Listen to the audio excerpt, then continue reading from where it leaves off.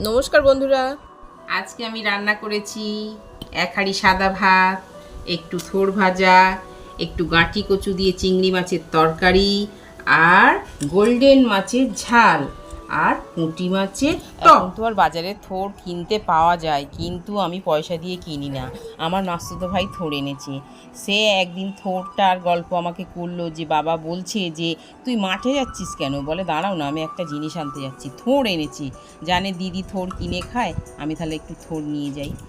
ও নিয়ে এসছে, কিন্তু দুদিন হয়ে গেছে, কালো কালো হয়ে গেছে, তাও আমি থোড়টা ভাজা করেছি। দেশি থোড় খুব সুন্দর হয়েছে, নরম হয়ে গেছে।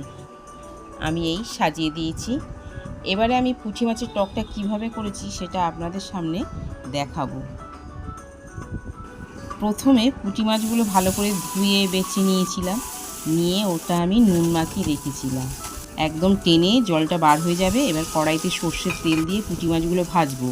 এবারে ওই তেলের মধ্যে লঙ্কা জিরের ফোড়ন দিয়ে এবারে আমি দেব সর্ষে বাটা, তেঁতুল গোলার জল, পরিমাণ মতো হলুদ, নুন এবং মিষ্টি দেব। লাস্টে আমি একটু লঙ্কা গুঁড়ো দিয়েছি, কেননা পুঁটি মাছের ঝালটা একটু টক টক মিষ্টি মিষ্টি ঝাল ঝাল হবে, ওই জন্য লাস্টে একটু পুঁটি মাছের টকের মধ্যে একটু লঙ্কা গুঁড়ো সামান্য দিয়ে ফুটিয়ে নেব। ব্যাস, হয়ে গেল পুঁটি মাছের টক। আজকে রান্নার থালি এবং পুঁটি মাছের টকের রেসিপিটা যদি ভালো লাগে তাহলে চ্যানেলটিকে সাবস্ক্রাইব করবেন, এবং আমার দৈনন্দিন জীবনের গল্পগুলি যদি আপনাদের ভালো লাগে তাহলে আমাকে একটা লাইক করবেন এবং শেয়ার করবেন।